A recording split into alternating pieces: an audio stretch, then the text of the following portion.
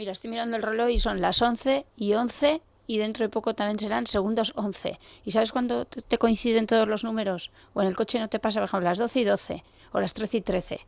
Sí, o sea, me pasa muchas veces al día, no me imagino que 24 veces al día. Vale, pero pides un deseo. No, A ver, hombre, cuando eso pasa tienes que pedir un deseo. Richard, haces demasiadas cosas raras.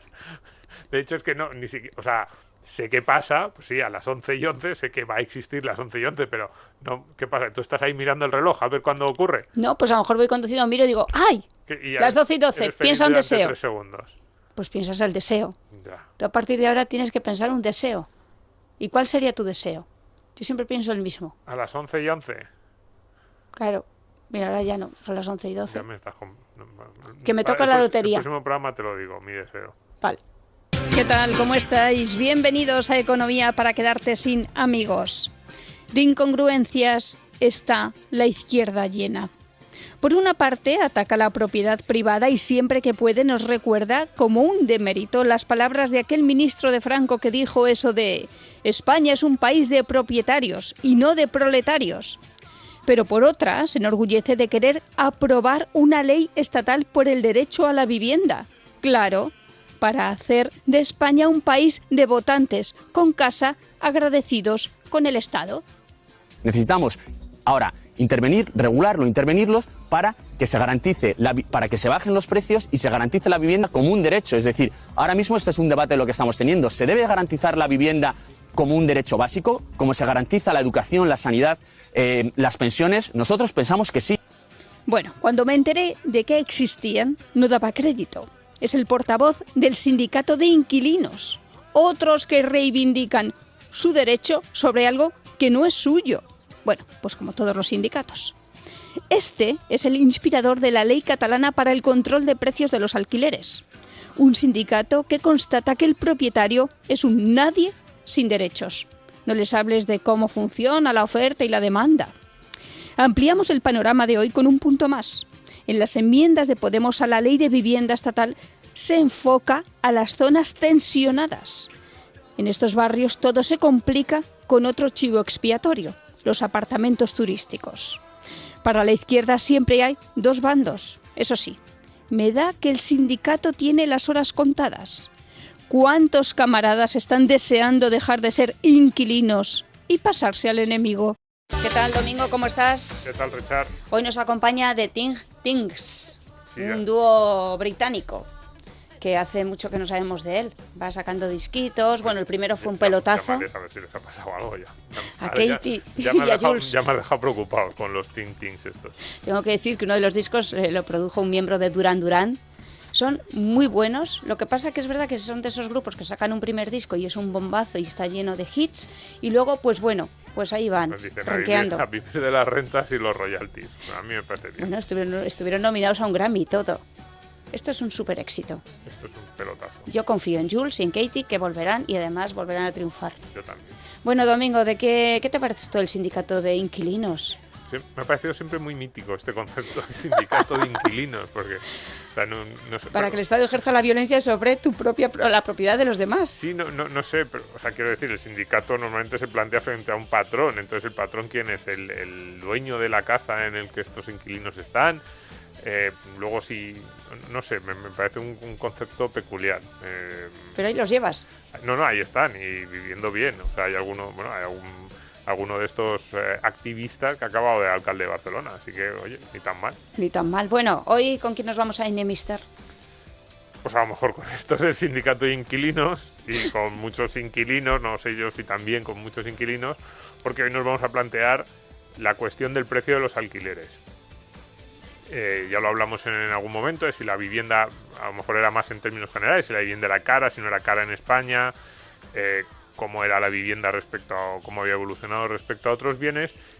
Y hoy nos vamos a centrar más en precio de los alquileres, qué hacer para bajar esos precios de los alquileres y pues congelarlos. El efecto Airbnb, ¿no? Como en Berlín, ¿no? Sí, un poco pues podríamos plantearnos, y también el efecto Airbnb, porque siempre se le echa la culpa al final, ¿eh? Alquileres, Airbnb, no, es que están caros.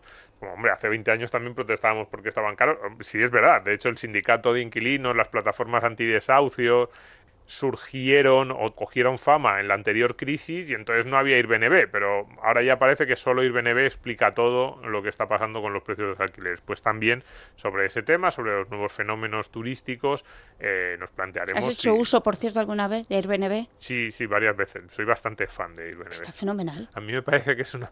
Yo no pondría mi casa, no sé por qué no... Yo sí, a mí no me importaría, pero ahora me van a meter con los dueños de hotel o los trabajadores de hotel, porque iba a decir que para estancias turísticas en el centro de las ciudades,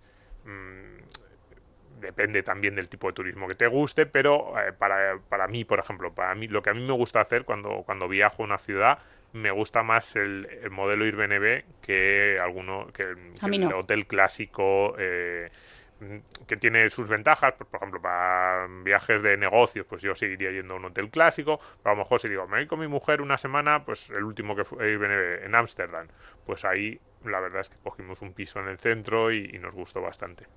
Bueno, y no vamos a estar solos. Y no vamos a estar solos, ¿no? No, tenemos inquilinos hoy. Eso es, tenemos dos profesores de economía que nos han traído su libro de texto, que está a punto de salir. Un gran regalo. El libro se llama Entorno económico y organizacional para ingenieros, pero yo lo he estado echando un vistazo y ya digo que puede ser un buen libro introductorio para no ingenieros también. Son dos profesores de la Politécnica, pero que enseñan economía en la Politécnica. Gustavo Morales Alonso y Gilsi Núñez, profesores de economía en la Escuela Técnica Superior de Ingenieros Industriales de la Universidad Politécnica de Madrid. A ver, es un libro grande, no sé si me va a caber en la maleta este verano. Que tienes que estudiarlo, Richard. Gustavo, Gilsi, bienvenidos. Muchas gracias. Muchas gracias. Richard, encantado de estar aquí. Y además, como os decía antes de empezar, es que además somos oyentes del programa. O sea que no me digáis. Se cierra un ciclo, ¿no? Después de haberte escuchado, estar aquí hablando, pues nos hace muchísima ilusión. Muchas gracias por la invitación. Igualmente, sí. El agradecimiento es mutuo. Digo yo, ¿qué culpa tiene Airbnb? Bueno, sí. Antes de nada, que les hemos traído aquí, no solo como profesores, sino porque han publicado un paper sobre esta cuestión. Sí, por aquí los tenemos, sí. Un paper sobre las razones de cómo afectan este tipo de plataformas a los precios en el largo plazo y cómo se podría solucionar o qué medidas se podrían plantear. Gustavo me escribió hace unos meses, me dijo, oye, mira, hemos sacado esto, ¿os interesa? Y yo le estuve echando un vistazo, me pareció que era interesante y dije, pues venga, no solo me interesa, sino que vente al programa y nos hacéis un artículo para el periódico y aquí nosotros nos mandan un artículo en plan, ¿te interesa? Y yo digo, ¿cómo que me interesa? ¿A producir? Que esto no... ¿Sacamos el látigo? Hombre, claro, por supuesto, que aquí necesitamos contenido. Así que muchas gracias por venir y vamos a ver cuáles son los efectos y, bueno, ya te lanzabas directamente el Airbnb. Yo iba a preguntar en general, ¿cómo veis el mercado del alquiler en España? Pero venga, dad una pequeña introducción, aunque luego dedicaremos un espacio específico al tema Airbnb. Sí, pues mira, muchas gracias. La verdad que este artículo científico surgió precisamente porque una de las personas que está ahora en el sindicato de inquilinos del que hablabais tenía un artículo en el cual, bueno, pues decía que en la ciudad de Madrid estaban la cantidad de multipropietarios que hay que ponen el piso en Airbnb, es decir, gente que tiene muchos pisos y los pone en Airbnb, los está retirando del mercado de alquiler y eso hace que indirectamente los precios suban, ¿no? Entonces, claro, efectivamente el relato queda fenomenal, ¿no? Es decir, que es lo que un economista o alguien que sepa economía pues esperaría que pasase, ¿no? Lo que uno nunca sabe es si el dato pues luego soporta ese relato, ¿no? Si el dato realmente, cuántos pisos de Airbnb hay y cuántos pisos hay en Madrid que se alquilen o que sean potencialmente de alquiler, ¿no? Entonces, hablamos de una proporción de en torno a 20.000 pisos de Airbnb sobre un parque de viviendas de 1,5 millones de viviendas. Entonces, al final, lo que pase en esa pequeña parte puede motivar el precio del otro. Pues bueno, podría ser, pero bueno, por lo menos habría que mirarlo, ¿no? Entonces nos planteamos cómo serían los datos que podrían pues o soportar esa teoría o negarla, y entonces pues bueno, pues buscamos esos datos. Bueno, nos ha llevado tiempo, ¿no? Desde que lo pensamos, desde que él lo dijo hasta que lo hemos podido hacer, y el artículo se ha publicado finalmente en una revista científica, pues nos ha llevado bastante tiempo, pero bueno, pues no sé si se puede hacer ya el spoiler, ¿no? Pensamos que no, pensamos que realmente no modifica el precio del alquiler, ¿no? Sí que es verdad que hay ciertas zonas de la ciudad donde hay mucha concentración de Airbnb, y entonces ahí puede ser que haya que pueden darse problemas locales, ¿no? No decimos que no hay absolutamente ningún problema, no. Bueno, alguna distorsión, claro. Efectivamente, distorsiones del mercado puede haber por la gran concentración de determinados distritos, ¿no? Sí, y para darle robustez a todas estas cosas, para no colocar una correlación básica del precio del alquiler con las plataformas del Airbnb en Madrid, lo que hemos hecho es no dejarlo así y lo hemos realizado, hemos hecho los análisis de los datos con técnicas de Machine Learning bien fuertes que nos permiten analizar este tipo de fenómenos desde el punto de vista multivariante por todas las variables que entran en juego, porque no es nada más una cosa de que cuántos pisos tiene Madrid y cuántos se ofertan en una plataforma de Airbnb, sino que también es, la distancia al centro, Por ejemplo. las diferentes variables, sí, cuántos los multipropietarios, todas estas cosas pues intervienen y hay que evaluarlas de forma conexa, no una por separado, porque si no nos van a dar cosas raras. Y esto nos ha dado un resultado que yo sí que es verdad que no me lo esperaba. Así No, que, no te lo esperabas. No, yo me esperaba que iba a influir. Porque como es el relato que escuchamos, Ya. en lo normal, en el día a día, en los artículos, en nuestro sindicato de inquilinos, en la política, etcétera, pues sí que me lo esperaba. Les habéis llamado a los del sindicato, han cogido el teléfono. Pues no, No, pero no. por ello. Tenemos un dato. Para eso estamos aquí, para irlo contando y que se vaya sabiendo, ¿no? Les enviaremos el podcast. Claro. Vamos a lo general y luego nos vamos acercando al detalle de cómo afecta en Madrid y los resultados del paper. ¿Están caros los alquileres en España? Nosotros en aquel podcast que hicimos hace unos meses decíamos que tampoco las ciudades españolas... Decimos los alquileres en España y al final nos vamos a centrar en las grandes ciudades, porque Claro, es es que no tiene verdad nada que que ver, en claro. el momento en que sales a provincias y ciudades más pequeñas, la verdad es que los precios bajan mucho y ahí ya entraríamos en otra comparación que no tiene nada que ver con el resto de las grandes ciudades europeas. Pero nos planteamos más las ciudades vascas, San Sebastián, Bilbao, suelen ser ciudades caras, Madrid, Barcelona, Málaga, algo Valencia quizás, Sevilla, no sé si también entraría, pero bueno, ahí Madrid, Barcelona, las dos ciudades vascas, Málaga... Están caros porque luego no aparecen las ciudades españolas entre las más caras de Europa. Suele haber ciudades suizas, alemanas, Londres también y París suelen aparecer. Entonces, no sé si estamos exagerando, si al final no deja de ser normal que en el centro de unas ciudades como Madrid y Barcelona las casas valgan bastante porque hay mucha gente que quiere vivir. Entonces, ¿vosotros tenéis la percepción de que España es un mercado especialmente caro, no? Desde mi punto de vista como extranjera que soy, para mí no es, para mí está en la media. Y siendo una capital europea con un incentivo de inversión que lo hemos visto en los últimos años, por lo menos Madrid, Sí. sí que veo que sí que ha aumentado, pero también hay muchos factores además de las plataformas, ¿no? Pero tampoco es una cosa desorbitante cuando nos enfrentamos a París, a Berlín, a otra ciudad, a Londres.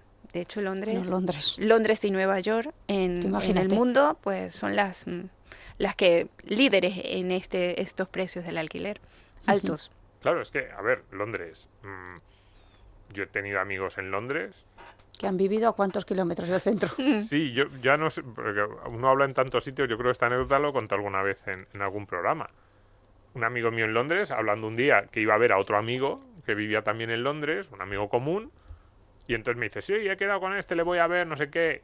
Y entonces le digo, muy bien, ¿y qué vais a hacer? Bueno, pues he quedado allí por su barrio, no sé qué, y además ya me he quedado a dormir en su casa. Digo, ¿cómo que te quedas a dormir? Y dice, sí, claro, es que si no, tengo una hora y cuarto de viaje de vuelta a casa, o cogerme un taxi que me meterían un clavo de 100 libras. Entonces le he dicho, pues sí, vale, vamos a cenar, muy bien, nos vemos, estamos en Londres, pero ya me he quedado a dormir y voy al trabajo el día siguiente desde tu casa.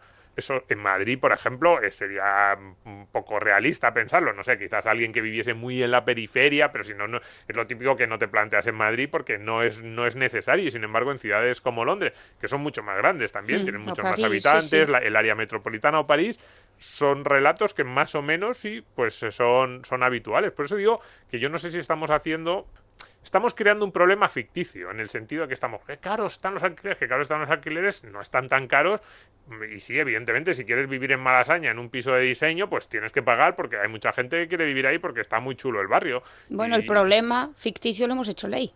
Y El encima gobierno lo ha hecho ley. hemos hecho ley. Y Claro. se está haciendo algo en todos los países se está creando este problema ficticio, en otros países a lo mejor es que tienen precios más caros. No sé si eso es un problema ficticio o es real, o a lo mejor es que simplemente, oye, hay mucha demanda sobre un bien, pues no es un problema ficticio. Es como si dices, no, es que, yo qué sé, está caro los diamantes. Bueno, es que hay mucha gente que los quiere y hay pocos. Pues ya está, el que los quiera que los pague. Gustavo. Sí, pues mira, justo cuando estábamos preparando el artículo para Libre Mercado, queríamos precisamente anclar nuestro discurso en los problemas del alquiler, ¿no? Del alquiler tradicional sin tener en cuenta Airbnb, ¿no? Entonces, buscando información sobre eso, encontramos un artículo de Milton Friedman y Stigler del año 1946 que dice, el actual problema del alojamiento, ¿no? The current Qué housing bueno. problem, ¿no? Del 46, porque ya en San Francisco notaban en el año 46 que había un problema de falta de oferta que afecta a que suban los precios. Entonces, al final, el problema es, hay una serie de núcleos urbanos y, digamos, una tendencia a la urbanización de las sociedades, ¿no? Es decir, que al final las opciones que te da una gran ciudad a nivel laboral, por supuesto, pero también de ocio, de libertad, de que no te encuentres con nadie que te conozca y de poder vivir tu vida como tú quieras, pues a mucha gente resulta muy atractiva. Entonces, esto es global, ¿eh? No es una cuestión de la España vaciada, sino que es que esto se ve en la India, se ve en China, se ve en un montón de sitios, como hay, digamos, una gran concentración de gente que quiere volver a las zonas urbanas, y lo que veían en San Francisco en los años 40, pues se ve, digamos, en otros puntos del mundo actualmente también, ¿no? Que la gente entra a vivir y, pues bueno, no hay solares para construir nueva oferta y, digamos, derruir lo que hay para hacer nuevas torres con más altura y tal, pues también sabemos que eso sería muy polémico y siempre se habla, ¿no? del Haussmann y demás. Todo lo que hoy nos gusta de París, pues en su momento pues fue súper polémico cuando Haussmann tiró las casuchas que había por allí para hacer el nuevo París, ¿no? Entonces, bueno, pues eso indudablemente está ahí y es un problema que es endémico de las ciudades, ¿no? O sea, que no creo que se pueda resolver de una manera fácil. Ahora vamos a verlo. No sé si pensáis que el que alquila es porque no puede comprar. Bueno, pues yo creo que sí, ¿no? O sea, España es esencialmente un país de propietarios donde el 76% de la población vive en viviendas de las que son propietarios y el restante 24% vive de alquiler, con lo cual hay una clara preferencia por parte de los españoles de vivir en su propia propiedad. Y hay que decir que en otros países, no sé, Gil, si tú has podido mirar que hay más porcentaje de gente que vive de alquiler. Sí, en otros países no está tan arraigado el hecho de tener una vivienda en propiedad, y por lo menos Alemania, más que el país que me llamó más la atención, se vive 49, casi mitad y mitad. Sí, mitad y mitad. En Mitad y Alemania mitad. los datos son muy llamativos. Cuando uno Sí. se pone a mirarlos, dices, ¿por qué los alemanes les gusta vivir de alquiler? Yo vivo de alquiler. A mí esa idea de que alquilar es tirar el dinero nunca la he compartido, pero es verdad, Gilsi, Ujú. que España es una excepción, porque decíais 76-24 en España, 76 propietario, 24 alquiler, Sí. pero los 24 son casi obligados, como decíamos, inmigrantes y jóvenes. ¿Por qué, Gilsi? ¿Por qué este perfil? Porque no pueden y porque en el momento en que puede esta gente también se empieza a comprar casas. Ya lo dijo un ministro de Franco, que España era un país de propietarios. Sí, yo pienso que la parte de propietarios viene desde allí, pienso yo, ¿no? Desde mi perspectiva. Y luego la parte de las familias monoparentales, la gente vulnerable, los jóvenes, los inmigrantes, pues no está igual toda la capacidad que tienen de ahorro, porque sencillamente mira las tasas de paro. Claro. Ya vemos las tasas de paro y cuál es el porcentaje de la población que está allí en las tasas de paro, precisamente jóvenes en edades muy jóvenes, 25 sí. años, 30 años todavía. Sí, sí. Estamos en tasas de paro muy altas, pues no tienen capacidad de ahorro, no tienen capacidad de cosas.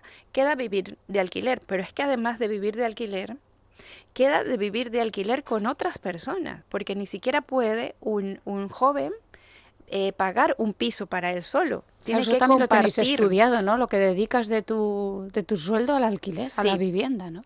Sí, sí. Claro.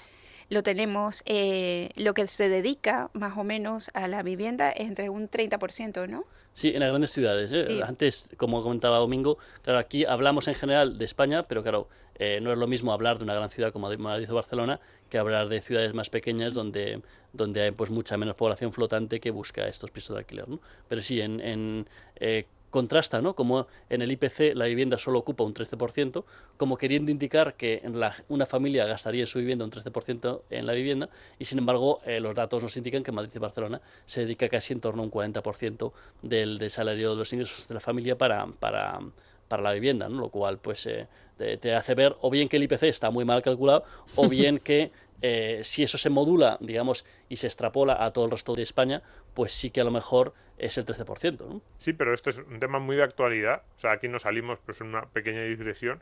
Cuidado con esto, porque claro, el IPC ahora nos está diciendo que están subiendo los precios una determinada cantidad, pero en la vivienda y en la vivienda de alquiler, aquellos a los que se ven afectados, que además un porcentaje relativamente alto de contratos, yo intuyo que la gran mayoría están referenciados precisamente al IPC, la renta va a subir y está subiendo en estos meses a unas tasas que el IPC no refleja, en el sentido de que el IPC dice solo el 13% de la renta familiar va dirigido a vivienda, cuando en realidad es un porcentaje muy superior, y probablemente la vivienda te va a crecer a niveles de precios muy importantes, y además eso se va a quedar ahí, porque claro, es una renta que Claro, se queda ahí. nunca bajan. No. Entonces, bueno, eso es relevante ahora para todos los inquilinos que nos están viendo. Están pensando, sí, el palo que me han dado de renta, o el que preveo, si la renta la renuevo ahora por ejemplo, en septiembre, que puede ser un momento que mucha gente renueve de renta, pues están anticipando que va a subir y que va a ser un problema muy grave. Bueno, como el de las hipotecas, que estén viendo cómo se va a cambiar ahora con este Euribor creciente, pues en la cuestión de las rentas. Entonces, lo que tenemos son jóvenes, inmigrantes, familias monoparentales, personas, digamos, de bajos ingresos, que no pueden comprar una vivienda, porque la vivienda está muy cara en la parte de adquisición, y se encuentran con que en el centro de las ciudades también está muy caro alquiler. Entonces, o comparten piso o se tienen que ir muy a las afueras. Ese es el perfil del inquilino medio en España, y es alrededor de ese perfil, alrededor del cual han hecho fortuna los sindicatos de inquilinos. Es verdad, porque es gente que dice, oye, pues me gustaría vivir más en el centro, o me gustaría tener una vivienda para mí solo, ¿por qué está esto tan caro? Y entonces aparecen estos sindicatos y dicen, yo te voy a echar una mano, yo te voy a buscar un culpable. Airbnb, los grandes propietarios y la especulación. Y ya lo tenemos, y te voy a encontrar una solución. Realmente esto es así, es este perfil de gente que querría comprarse una casa, ¿no? ¿Por qué no se pueden comprar una casa? ¿A quién le echáis vosotros la culpa? Bueno, hombre, yo creo que al final son los mercados, ¿no? Es decir, los precios de la vivienda están subiendo mucho, y cabe preguntarse el por qué están subiendo mucho los precios de la vivienda, ¿no? Es decir, no de alquiler, sino de la compra, ¿no? Y bueno, nosotros al final pensamos que las políticas macroeconómicas de los últimos años, pues de alguna manera incitan a eso, ¿no? O sea, es decir, ya desde los escolásticos de la Escuela de Salamanca ya decían que cuanto más dinero hay en una economía, más tienden a costar los bienes que en esa economía, ¿no? Entonces, uno de esos bienes indudablemente es la vivienda, máxime en un país como España, donde la gente demanda principalmente vivienda en propiedad como parte de depósito de su ahorro y de su patrimonio. Y además con esa tradición que siempre se ha dicho, ¿no? De que es que la vivienda siempre sube, ¿no? Entonces, claro, pues la bolsa sabemos que no siempre sube, pero es que parece que en España la gente tiene esa idea de que bueno, pues en contra de lo que piensa Domingo, de que alquilar nos tira el dinero. Eso lo que te dice el 90% de la gente cuando estás en alquiler Sí. es que estás haciendo rico a tu inquilino, eres tonto, con ese dinero lo podría estar poniendo en una hipoteca. No va y por al final ti, sería Domingo, tuyo. ¿eh? No es por ti. No, sí, yo he Domingo. tenido esta discusión millones de veces. Yo sinceramente creo que alquilar no es tirar el dinero. Creo, pero esto ya es otra discusión, ¿eh? O sea, aquí entraremos en otro tema, que normalmente cuando la gente hace la comparativa, ¿qué me sale más caro, comprar o alquilar?, es más realista los gastos que asocian al alquiler que los gastos que asocian a la compra. Tú dices, ¿cuánto me sale alquilar? Pues el alquiler me sale la renta. Y normalmente no hay más gastos que la renta. Bueno, el resto sí, claro, los suministros, pero eso también los tienes cuando compras, ¿no? Pero de vivir está la renta. Mientras que cuando decimos, ¿y cuánto me sale comprar?, contabilizamos solo la hipoteca. No, Libby.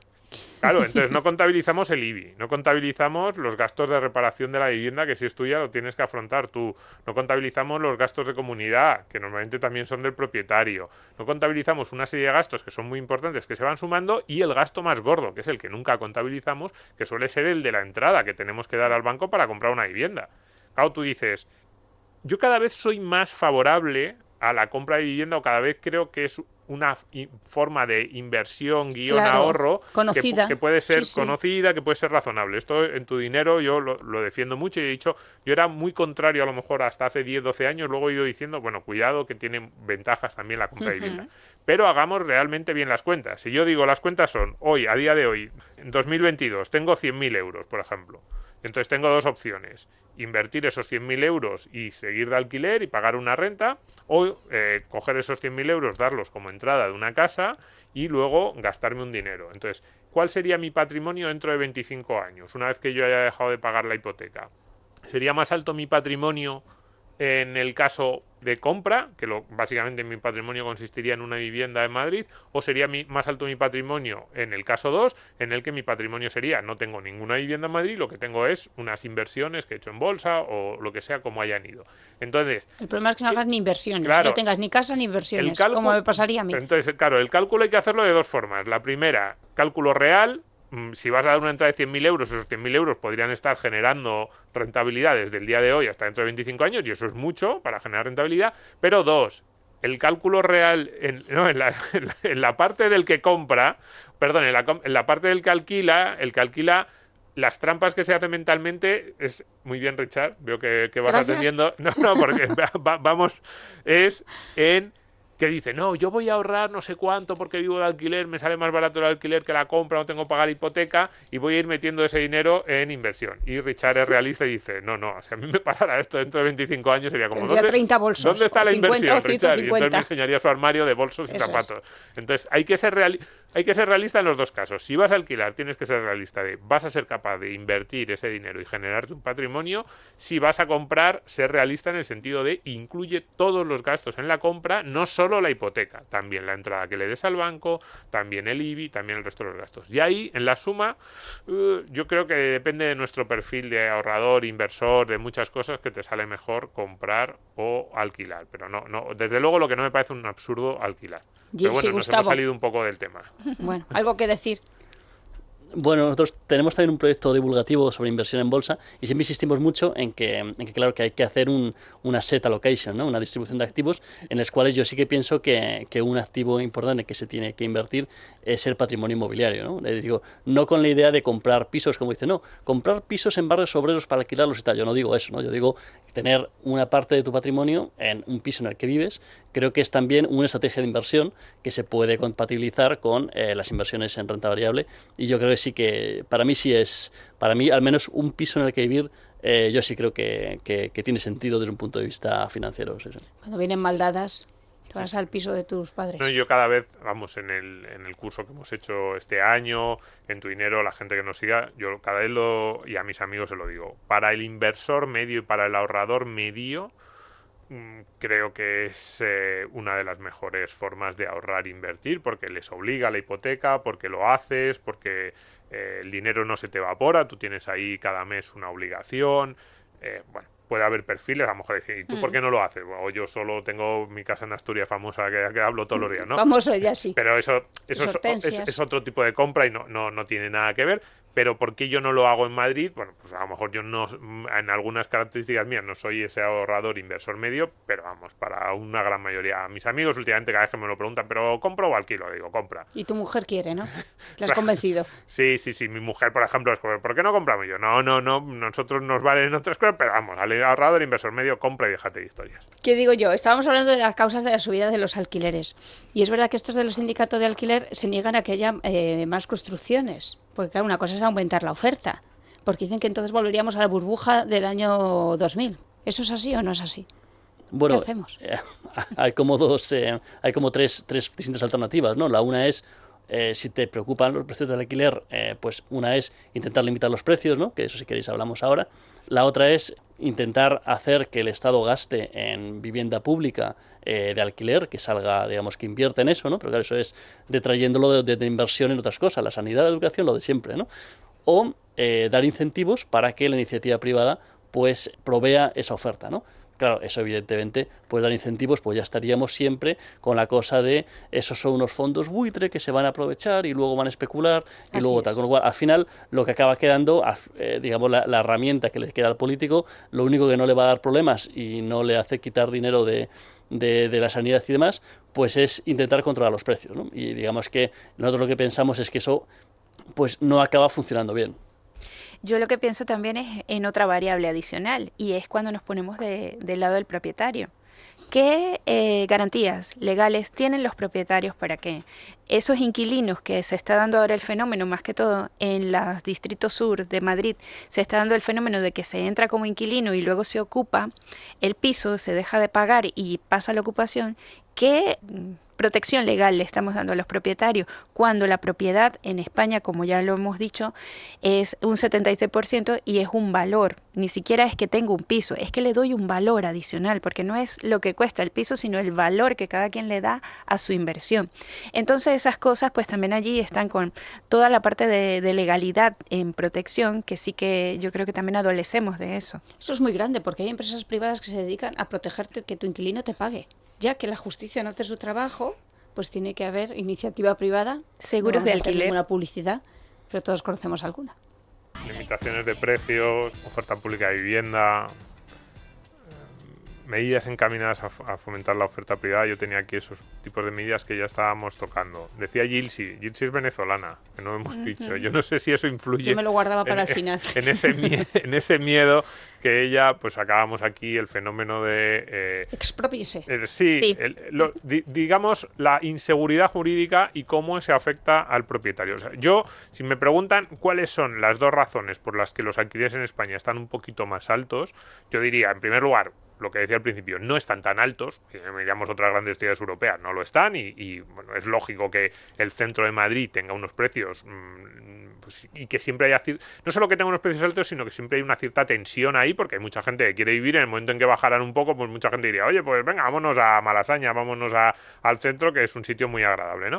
Pero una vez dicho esto, que no están tan altos, y decir, venga, pero podríamos intentar bajarlos. Para mí las dos razones fundamentales por las que no... O sea, las dos medidas legislativas que no se aprueban serían facilitar que haya mucha más oferta de alquiler. En el centro de Madrid hay un montón de casas vacías, hay un montón de edificios, no digo en ruinas, pero que dicen, oye, la iniciativa privada podría coger esto, reformarlo y poner casas en alquiler bastante accesibles, porque se podría hacer y hay restricciones enormes. A construir directamente dentro de la M30 de Madrid es que, no voy a decir que es imposible, pero te ponen tantas trabas que casi.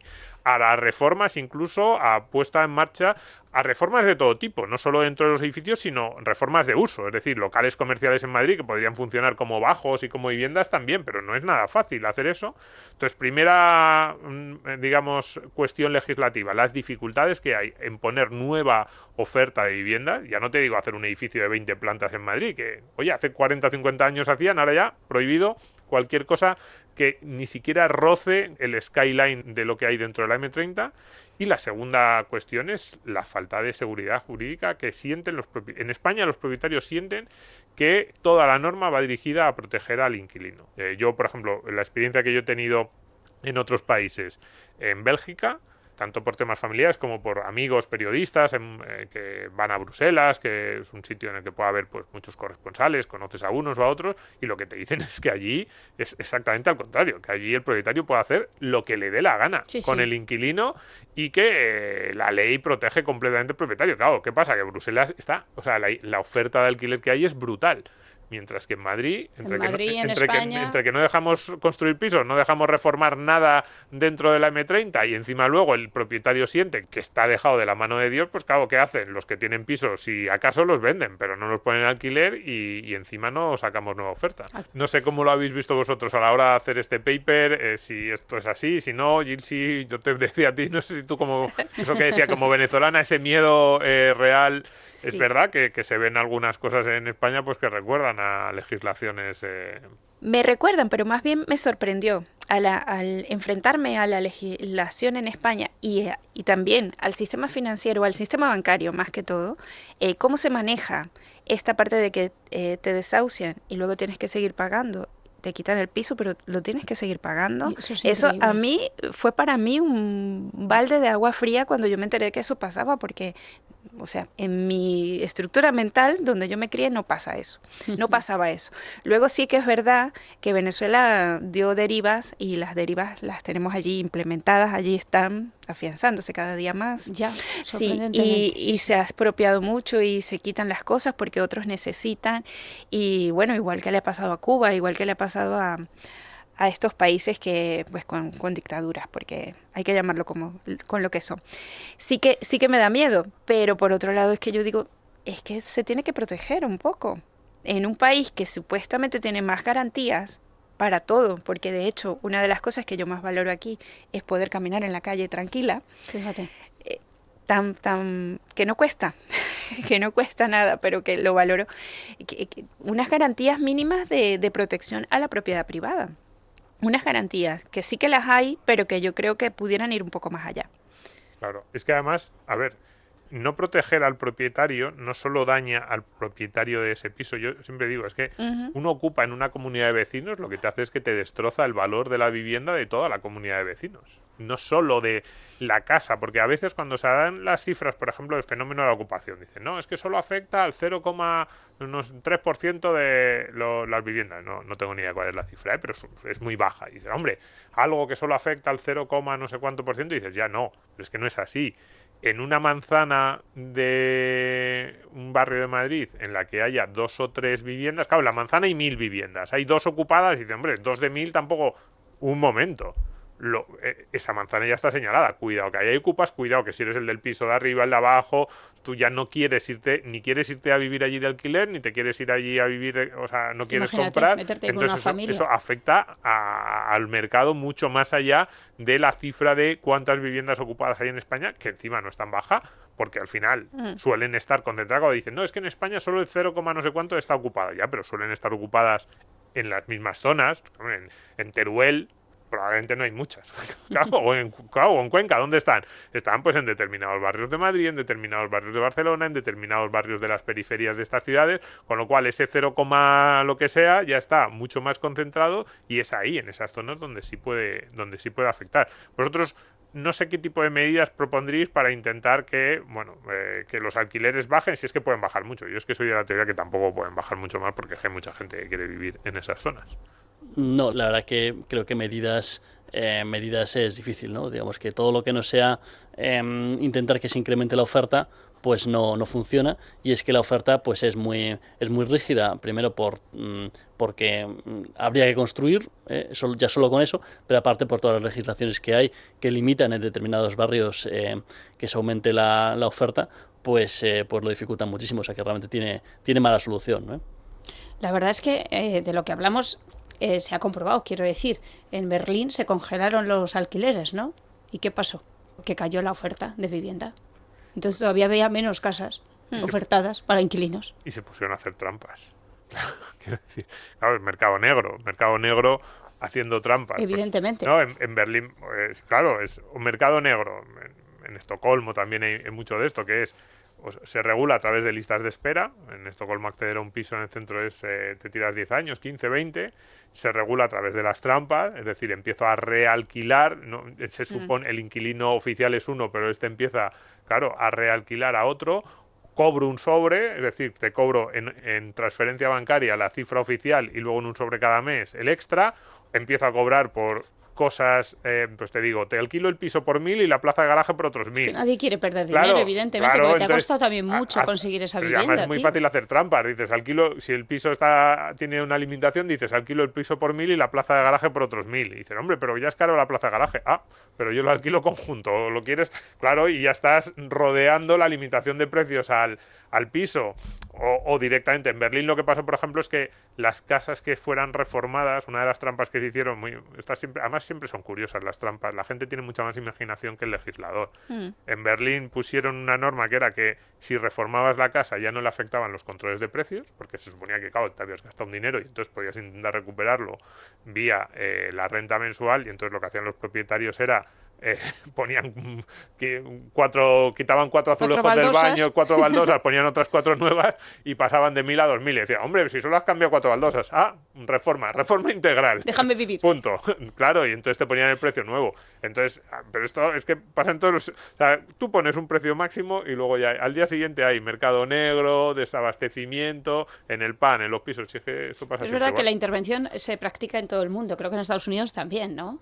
Sí, también en Estados Unidos, en ese artículo de Friedman Stigler, comentaban que ya en el 46 había una limitación, pero curiosamente al precio del alquiler, pero que no afectaba si era un edificio de nueva construcción, con lo cual había en ese caso muchos ofertantes que sí que eran empresas, que tenían el músculo financiero como para hacer inversiones nuevas y de esa manera poner pisos en alquiler sin estar limitados el precio del alquiler, ¿no? Entonces, eso, digamos que lo que hace es que, por supuesto, los pisos que tenían los vendieron, esas empresas vendieron los pisos porque no les rentaba alquilarlos a los precios limitados, y con ese dinero lo que hicieron fue construir pisos nuevos a precios, digamos, libres, ¿no? Es decir, que al final pues no se consigue lo buscado mediante la limitación de precios. Quería también decir que estamos hablando de que la limitación de precios afecta a la oferta, pero es que también afecta a la demanda, ¿no? También el hecho de que tú puedas por 300 euros cogerte un piso en Berlín, pues lo que haces es que, bueno, ¿para qué vas a compartir piso, ¿no? O sea, es decir, si lo puedes pagar,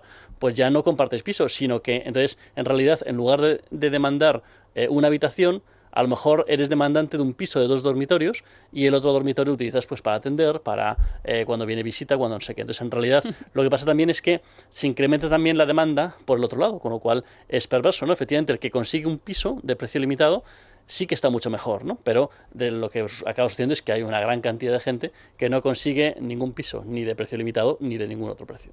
La primera intervención de alquileres se produjo durante el franquismo. Fue un ministro de Franco el que también congeló los alquileres y el resultado fue nefasto. No sé si saben los del sindicato que tienen inspiración franquista. Y entonces no había... Cuidado, que vamos al malo oficial de la actualidad. Con Franco no había Airbnb, imagínate, claro. Oye, que a lo mejor se les habría ocurrido... Pero porque ahora ya...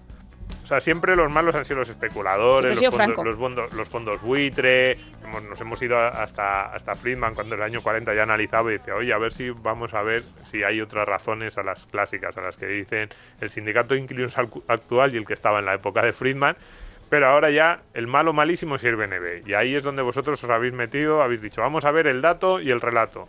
Y habéis dicho, Madrid, Airbnb, ¿cómo afecta a los precios? Y vuestras conclusiones son que para algunos distritos en la almendra central, para 7 de los distritos, sí que puede afectar algo ligeramente en el precio a largo plazo.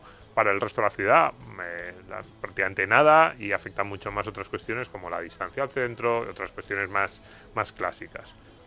Estos son los datos. Lo que preguntaría es, ¿qué podemos sacar de estas conclusiones y qué es lo que más os ha llamado la atención cuando habéis estudiado el fenómeno Airbnb en Madrid? Sí. Pues sí, mira, se nos ocurrió este estudio porque viendo que en general el político que está acostumbrado a intervenir en mercados, pues una vez que ha intervenido o está pensando en intervenir en un mercado, lo siguiente que se le ocurre es intervenir en el mercado adyacente, ¿no? Como puede ser Airbnb, que es un mercado de alquiler, pero de corto plazo, pero es adyacente al mercado del alquiler de largo plazo. Esto es como cuando en Amazon te dice comprados juntos frecuentemente, ¿no? Pues bueno, si el político vende frecuentemente la limitación de precios de una cosa, se le ocurrirá al cabo del tiempo la limitación de precios en la otra, ¿no? Entonces, Qué bueno. lo que hemos visto es, hemos cogido los datos de Idealista de los precios del alquiler, de lo que se oferta de alquiler de largo plazo por distritos, y hemos cogido unos datos de las ofertas de Airbnb durante el año 2019 en la ciudad de Madrid. Y hemos cruzado los datos para ver si en aquellos distritos donde hay más concentración de Airbnb, pues también hay mayores precios, ¿no? Pero ¿qué pasa? Claro que el mayor precio del alquiler se produce en el distrito centro, y la mayor concentración de Airbnb también se produce en el distrito centro. Entonces, claro, si nos quedamos con eso, pues entonces directamente diríamos, hombre, pues sí, pues parece que sí, ¿no? Pero claro, si luego coges y hace 25 años también los mayores precios eran en el distrito centro sin Airbnb. Entonces, ahí es donde entra el trabajo de los economistas de filtrar, ¿no? Sí. Entonces, claro, ahí lo que vemos es que a medida que te alejas del centro, pues va bajando los precios del alquiler, ¿no? Que entenderíamos que eso es un mercado que funciona de la manera, eso es lo que uno entendería lo normal de funcionar el mercado. Entonces nosotros decimos, bueno, tomando esa variable como una variable que estudiamos, vamos a meter luego las variables de los números de propietarios de Airbnb que hay en cada distrito, ¿no? Entonces miramos, por un lado, los propietarios individuales, ¿no? La clásica familia que se ha quedado con un piso, lo reforma y lo pone en Airbnb, y luego miramos a aquellos propietarios que tienen más de una oferta, ¿no? Como todo el mundo sabe, pues una familia normalmente no puede tener más de un piso o dos alquilándolo en Airbnb, porque digamos el patrimonio que haría falta pues sería muy alto. Entonces eso, ahí identificamos que hay, como el negocio o el mercado de Airbnb da muchos beneficios, pues tiene un efecto llamada a empresas que compran pisos y desvirtúan digamos el mercado de Airbnb, ¿vale? Yo quiero decir que yo soy muy fan también de Airbnb, yo lo uso, lo he usado mucho, y una cosa que me fascina es que en apenas 9 años de existencia se ha convertido en el principal proveedor de alojamiento turístico del mundo, superando a grandes grupos hoteleros que tienen cientos de años de experiencia, ¿no? Y eso lo pueden hacer porque precisamente los activos que pone Airbnb en el mercado no son de su propiedad. Es decir, que cuando Hilton pone un nuevo hotel, tiene que poner las habitaciones. Airbnb pone habitaciones que son de la gente. Entonces es una empresa tecnológica que busca una manera de resolver un problema más eficientemente, y eso la verdad que yo como ingeniero es una cuestión que me fascina, ¿no? Y pienso que eso pues no se debe perder, ¿no? Igual que Uber ha sacado de la pobreza a muchísima gente en Latinoamérica que tenía un coche pero no tenía trabajo, y gracias a Uber han salido adelante. Airbnb también tiene casos de gente que ha podido cambiar su vida gracias a tener la posibilidad de alquilar una habitación en Airbnb. Y yo pienso que estas innovaciones son lo que en última instancia hay que intentar proteger, porque esto es lo que de alguna manera pues nos hacen avanzar y nos hacen vivir en un mundo que cada día es mejor, ¿no?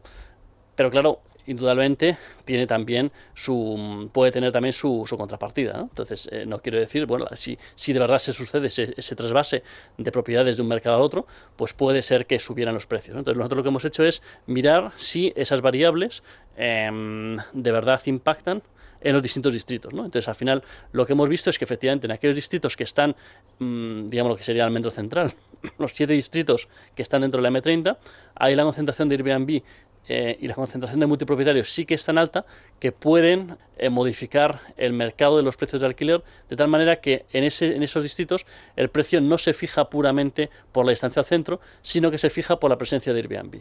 Pero en el resto de la ciudad, que hay 21 distritos en total, todo lo que está fuera de la M30, la presencia de Airbnb es tan baja que no tiene influencia, ¿no? Entonces, ahí nosotros lo que decíamos es, bueno, oiga, cuidado, si hablamos de regular Airbnb, no digamos regularlo en todo, ¿no? Seamos conscientes, no seamos como Mallorca, que lo prohíbe en toda la ciudad, Increíble. en todos los sitios, ¿no? O sea, oiga, pero Increíble. puede haber zonas donde hay que prohibirlo y zonas donde no, ¿no? Entonces, aquí lo que queremos hacer, resaltar es que no hablemos de Madrid, hablemos en todo caso, bueno, pues de distritos tensionados, ¿no? Como parece que se menciona ya en la ley de vivienda, bueno, pues digamos cosas que vayan por ahí, digamos sin serlo mejor, pero pienso que pueden tener sentido, pero sobre todo, y aquí sí quiero hacer hincapié, en aquellos que son multipropietarios, ¿vale? Es decir, yo pienso que una familia que tiene un piso en propiedad tiene que tener la libertad económica de ponerlo en aquel mercado que le parezca, ¿no? Y pienso que esa propiedad se debe proteger, ¿vale? Otra cosa es que haya empresas que pongan 15 o 20 pisos en alquiler en una zona determinada, en una misma calle. Bueno, ahí a lo mejor, no digo prohibir, yo lo que haría sería grabar, es decir, han entrado en el mercado porque... Como los hoteles. Claro, han entrado en el mercado porque es muy beneficioso, ¿no? Bueno, pues hágase que los beneficios sean menores y eso automáticamente regulará el mercado, automáticamente dejará de ser rentable y pues esos pisos o los venderán o irán en alquiler de largo plazo o la empresa buscará otras alternativas, ¿no? O también un poco liberar a los hoteles también de tantas tasas, tantos impuestos, tantas reglas. Ahí tienen razón los hoteles. Yo hay varias cosas con el tema de Airbnb. Los hoteles tienen razón en que a veces ellos tienen que cumplir normas que Airbnb no, y eso les sitúa en desventaja competitiva. Yo no estoy convencido, los hoteles se quejan mucho de Airbnb, yo no creo que Airbnb sea un competidor, o sea, sí lo es en parte, pero también en parte, por ejemplo, los hoteles de Madrid, que Madrid se vaya constituyendo cada vez más como un destino turístico apetecible, pues te puede hacer... Beneficia a todos. Claro, te puede hacer que te crezca el número de visitantes y al final eso te beneficia, como seas hotel Airbnb, beneficia a los hoteles, a los restaurantes, a todo el sector turístico. Con lo cual, hay un punto en el que sí están compitiendo. Cada turista que viene a Madrid se piensa, si ve un hotel, ve Airbnb, pero si vienen muchos más turistas acaban yendo a todo tipo de alojamientos. Los hoteles lo que envidian es la libertad de los es verdad dueños que tienen mucho más margen y que no tienen las restricciones que tienen ellos. Y luego el segundo punto que veo Airbnb son las comunidades de vecinos. O sea, yo entiendo que una comunidad de vecinos pueda decir hay una serie de incomodidades que generan los turistas que vienen a estos pisos, un tipo de externalidad que yo no tengo por qué comerme. Entonces, yo entiendo que se le puedan dar derechos a la comunidad de vecinos a poner límites a el número de pisos que hay, o incluso cobrar algo, o incluso prohibirlo. En una comunidad de vecinos dice, prohibimos que en nuestra comunidad se ponga un piso de estas características. La comunidad de vecinos sabe que eso puede tener una incidencia, por ejemplo, en el precio de la vivienda. A lo mejor una comunidad de vecinos que sí permite sacarle rendimiento a través de estas cosas, pues los pisos son más altos que en la comunidad al lado que no lo permite. Pero que la comunidad de vecinos tenga algo que decir, a mí me podría parecer razonable. El resto de las restricciones yo no lo acabo de entender mucho, porque dices, bueno, sí, o sea, hombre, incluso, fíjate, decías, Gustavo, en los distritos tensionados que hay muchos, ¿ya? Pero también hay muchos hoteles. O sea, hay muchas razones por las que los pisos son más caros en esos distritos, porque hay mucha gente que quiere vivir ahí y porque hay muchísimos edificios que se dedican a otras cosas, a oficinas. ¿Cuántas oficinas hay en el centro de Madrid? Hoteles, de todo. Entonces, como, luego hay una cosa, tú a lo mejor no alquilarías un piso para vivir en el que tienes que subir 5 tramos de escaleras, pero para pasar un fin de semana sí. Entonces ese piso no sale en el alquiler de largo plazo, pero sí en el de corto plazo, ¿no? Por eso digo que ahí estamos metiéndonos un poco, a mí me da la sensación de que con el tema del alquiler vacacional nos estamos metiendo un poco como elefantes en cacharrería, los ayuntamientos, sin ir a las razones fundamentales. Simplemente es como un nuevo chivo expiatorio que hemos buscado de que los precios de alquiler son muy altos. Sí, de hecho estuve investigando un poco con la parte que hablas de las comunidades de vecinos. La ley de propiedad horizontal del marzo del 2019 en España sí que ya dice que las comunidades de vecinos con las 3/5 partes del apoyo puede limitar el uso de viviendas para Airbnb, y de hecho eso depende de la comunidad autónoma. En Cataluña sí que con la mayoría absoluta, el 80%, se limitan. Pero también estuve buscando a ver por qué tantas limitaciones que han surgido como iniciativas en el mundo, porque no es nada más aquí en el mundo, y ahora últimamente se está viendo mucho en África, también lo estuve leyendo, y es que, a ver, las restricciones a Airbnb han ido por diferentes derroteros, es decir, cada quien hace lo que quiere. En Estados Unidos, Nueva Orleans, Santa Mónica, San Francisco, cada una. Nueva Orleans pide contratos de seguro. San Francisco, solo una vivienda, no puedes alquilar más. Perdón, esa es Santa Mónica. Y San Francisco, solo 90 noches al año.